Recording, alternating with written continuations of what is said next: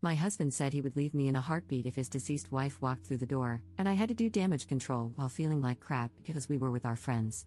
Posted by you/no context 7758. My 34F husband, 37M, was married once before me. She was his high school sweetheart. They started dating in their junior year, survived long distance during college, and got married when they were both 23, very shortly after graduating. She passed away unexpectedly at age 26 from an aneurysm, which obviously devastated him, especially because they were so young. They never had children. He contemplated never remarrying because he was so heartbroken, but we ended up meeting about 4 years after that. We got married when I was 31, and he was 34, and we now have 2 children. Last night, we were at a friend's potluck gathering. Everything was going well until one of our friends brought up a new topic related to relationships. She is newly divorced, so the conversation was about her divorce. Others chimed in with stories about past relationships from high school, college, etc. I mentioned that I never thought I would get married because my luck with men had always been terrible until I met my husband, and I said I felt very lucky to have met him. After a little while, my husband brought up his deceased wife. Everyone knows he was married before me and that she passed away. He was talking about her and then dropped a bomb, saying, if she walked through that front door right now, I'd pick up where we left off. If I'm being honest, it felt like someone put my heart into a blender and punched me in the gut as hard as they could. Everyone in the room could sense the awkwardness that followed. To avoid making a scene, I just laughed it off, even though I think it was still obvious that it hurt me. I just felt that if he still feels that way, then why are we married? I've never asked him to get over his wife. I have never experienced the loss of a spouse or even a partner, so I'm unsure how that feels. But I would never say something like that in front of my new spouse. After the gathering, we left, and I did not speak to him the entire car ride home or much the entire night. I did tell him that what he said hurt my feelings deeply and that we could talk in the morning once I had calmed down because I didn't want to say something mean to him. I ended up sleeping on the couch because he wouldn't leave me alone. It's now the next morning, and I barely slept. He is still sleeping. I'm not really sure what to say or what he will say. Relevant comments. Commenter. It's one thing to acknowledge a deceased partner and know that if they were alive, you wouldn't be together because you wouldn't have met in that capacity. But he was disrespectful and hurtful on another level. Did he just lob this bomb for no reason? Like, was it a pass the salt? And by the way, I would drop off for my dead wife in a second. I'd be feeling like crap and angry, truly wondering what role I play in this relationship outside of being a bedwarmer. Not the jerk at all. Ops response. He started off by saying that he had never been in a serious relationship until his first wife. He had little relationships in middle school and early high school, but she was the first one he ever felt serious about. Then he said what he said. Everything was fine until he said it. I'm also not opposed to him speaking about her, we've talked about her before. Commenter 2. He probably could have worded it better, but the only reason you're where you are is because she isn't. It's not that he doesn't love you more than anyone on earth, but she is an idea that still seems ideal in his mind. You may also not fully understand the depth of their bond, given how long it lasted. I don't blame you for being a little taken aback, but he's there for you, loves you, and is committed. Isn't that enough? Ops response. Yes, I've acknowledged that the only reason I am together is because she is gone. That is obvious, and anyone with a brain would piece that together quickly. It's just that what he said was mean. He could have kept that to himself. I would never say something like that to him or in front of him, even if I felt it. Commenter 3. Okay, what else did he say? Because I absolutely, 100% believe that he said this hurtful thing, and it has stuck in your mind, bothering you. You are not the jerk for feeling normal human emotions. Just as I absolutely, 100% believe that this is not the entire story. You laughed it off. He tried to talk to you about it, but you wouldn't listen. I mean, yeah, from what we know here, you're the jerk. You pretended you were fine with the comment, then you flipped and said you weren't. Then you refused to accept any kind of open communication about the issue. That sounds kinda like a jerk move to me, and the absolute lack of details doesn't help your case. The fact that you are willing to talk about this with internet strangers but not your partner is also not a good look. Are you the jerk for feeling hurt? Not at all. Are you the jerk for crapping all over your husband's mistake? Yes, you're the jerk. I hope you approach the morning discussion with a calm head and an open heart. I hope you process your feelings. I hope your husband apologizes for hurting you. Ops response. I did not say anything after it happened because I was shocked, hurt, confused, and embarrassed. It came out of left field. I also don't think anyone was convinced I was fine with it because my laugh came out very awkward and dry and everyone kept looking at us. I was also quiet for the rest of the night, I'm a huge chatterbox. I did not speak with him once we returned home because I was not sure how to communicate what I was feeling without saying something I didn't mean, so I kept my mouth shut until I could process my feelings. It's also easier to speak with internet strangers because I'm not married to the people commenting. I'm just venting here. What I say here doesn't matter in my marriage. I provided fewer details because I didn't want this to be too long. Some people prefer when you get straight to the point and only include important details. However, since I'm new to this app, I wasn't sure how much detail was enough, if that makes sense. And lastly, I'm not the jerk for being upset, but I am the jerk for being upset. That's basically what you've implied. If you read some of my other replies, not saying that you need to because there's so much to read here now, I've explained to people that I was patient and understanding of my husband's grief for years. I doubt he would have found a woman so soon after his wife's passing who would have sat around and listened to him bring her up as often as he has. Not everyone is compassionate. Update 11 hours later.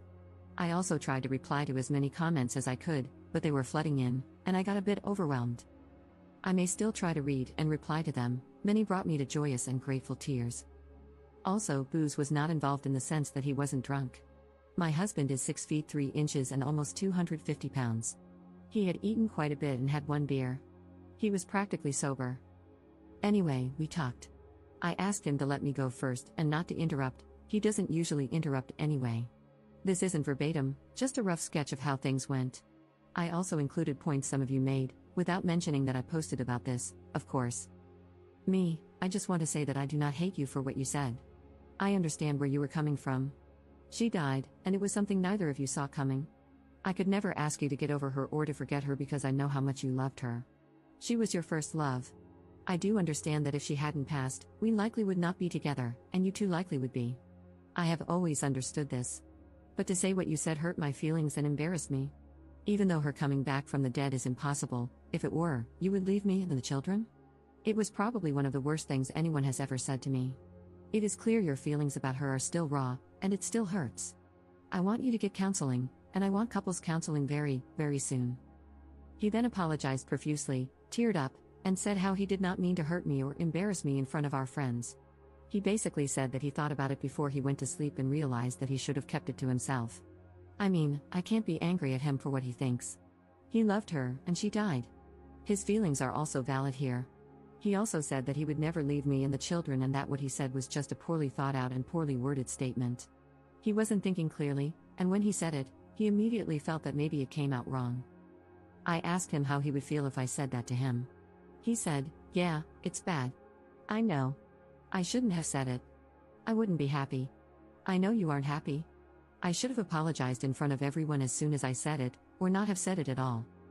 I then asked him to think of the children and said, "It's like you saying, hey, children's names, if my dead wife walked through the door, I'd pack my bags and never speak to you guys again."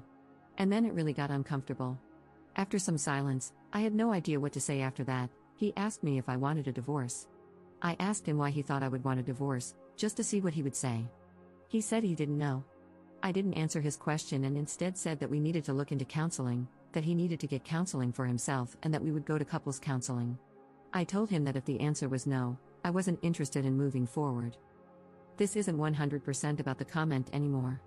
I need to know if he is willing to make the necessary changes and put in the work to fix what he messed up. Because if he were to dismiss my feelings or refuse counseling, it would mean he doesn't think this is that serious and that he may not take me seriously. I also said this to him. Some of the comments also suggested that I take the kids elsewhere. I agreed with this because it would be difficult to get through this while also parenting. I have a very young daughter and a toddler son. They are currently with my parents for the weekend, and I'll be getting them Sunday night, so this gives us time to really work on things. He suggested that he sleep on the couch instead of me. I have nowhere else to go. I haven't told my parents because I really want to keep this between me and him as much as possible. Family and friends tend to jump to judgment too quickly and sometimes offer extreme and harmful advice. It's also embarrassing. Luckily, we both have very good insurance that will help with counseling. I told him that it seems like whatever counseling he got after her death wasn't enough, and that he wasn't consistent with it like he should have been. With trauma like that, I personally would have been in counseling for years before even considering remarriage. He agreed. He was only in it for about a year and then stopped once he moved away from his hometown. He never got back into it. He also agreed to individual and couples counseling. He kept apologizing and telling me he loved me all day. It was also so difficult to be around him because he kept looking at me. I couldn't think. It was like he would try to say something and then just stare without saying anything. With the kids gone, there's nothing to really do except talk, so we talked again right before dinner time. He asked me if I wanted him to cook or buy something. To be honest, I still wasn't hungry, so I just told him he could pick something up for himself and that I wasn't hungry. That prompted the second discussion. I realized he must feel very bad because he noticed I hadn't really eaten much all day. He kept asking me to eat. I wasn't sulking too much or anything, just doing my usual tasks but not speaking or eating as much. Because we're home together all day, he noticed this. He asked me one more time to please eat dinner with him, so I agreed. During dinner, he told me that he had looked for counselors himself and wanted me to see if I thought they were okay, and that he would keep looking. Last stretch, sorry. After all of that, I told him that we can't really predict anything until we've met with therapists. I don't want him to keep saying sorry, I want work and change. And then maybe we can move forward, but this is the first step. I don't want to just leave him. I'm also not saying divorce is off the table. I think he is still hurting from her death, and his judgment is very, very clouded. If he didn't love me, I doubt he would have apologized so many times and looked for counselors on his own. A man who doesn't love me probably would have made me look or rejected going altogether. Many people were suggesting otherwise, but I do not think he doesn't love me. I thought about this myself, cried about it, thought of my children, and cried more. I'm not staying for the kids, I'm staying because I want to at least try to fix things. If it cannot be fixed, then at least I tried. We were also very close. Some people were asking how close we were prior to marriage, maybe as a way to gauge the difference between the relationship and ours? Maybe to see if he settled? He was always very romantic, caring, and sweet to me. We've never yelled at each other. When we first started dating, he would plan dates, surprise me, and brag about me to his friends. That's why I am very confused about why he would blurt that out, unless it was just very poor brain-to-mouth coordination. I also told him that I might get a counselor for myself. I don't think I need one, someone suggested it. But I think he needs it more than I do. And because insurance companies are getting worse by the year, 3 counseling bills might be pushing it. I don't know. If I do get one, it's because I don't want to potentially resent him or doubt myself. Some people have been trying to make me doubt myself. Some of the comments were very nasty to me. I appreciate Reddit hiding comments with many downvotes, as they may be mean, but I couldn't help but click. Some of you are very mean and very nasty individuals, and I hope you find happiness one day. There could be another update in the future. I'm not opposed to making one. Thank you all for your kind words and support. I've also responded to everyone who texted me, everyone at the potluck who has my number. 3 people, there were 9 people there, not including us. They've all basically said the same thing, they can't believe he said that, they feel bad for me, they asked if everything is okay, and they said what he said was not okay, etc. He showed me some of the texts between him and his friends, and some made me cry with how kind they were towards me, basically telling him that he wasn't necessarily wrong for thinking that, but he was wrong for saying it. I told him I loved him as well, and I have never not loved him, even for a second. I said that I wasn't angry with him and didn't want him to, I guess, suffer for what he said. But I was just hurt and needed him to know that it did hurt me, and for him to respond how he saw fit, and we'd go from there. That's all for now. I could possibly answer more questions here if you have any. I try to answer some of the more frequently asked ones that I saw. Again, sorry for this being so lengthy. Have a nice weekend, everyone, and thank you again. Relevant comments. Commenter. My 2 cents, constantly telling you how sorry he is does not prove that he loves you. It proves that he realizes he messed up big time and is afraid of losing what he has.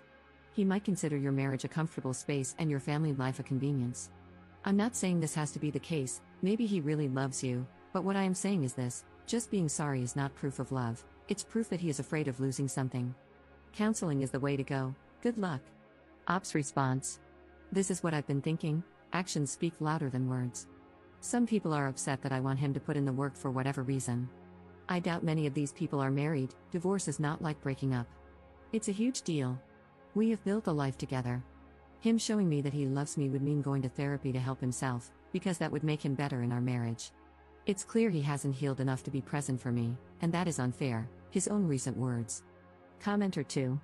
I guess I'm the only one who thinks she is taking this way too far. He apologized and admitted that it was a half-formed thought that didn't come out right. He didn't seem to make excuses, just explained why he said it. Now she is thinking about divorce and making all kinds of demands when the most he did was make an insensitive comment and start looking for counselors. You people need to stop telling her that she handled this perfectly because she didn't. She is pouting at home when she should have just accepted his apology and moved on. Being jealous of the dead wife is dumb. Op's response: no, you're not the only one. But that's okay. No one in their right mind is jealous of someone buried in the ground. If I were jealous of her, I would have asked him to never speak of her with me. Whenever he spoke of her, I never shut it down. That would have been cruel. I was a safe space for him to speak, and the only demand I made was for him to go to counseling.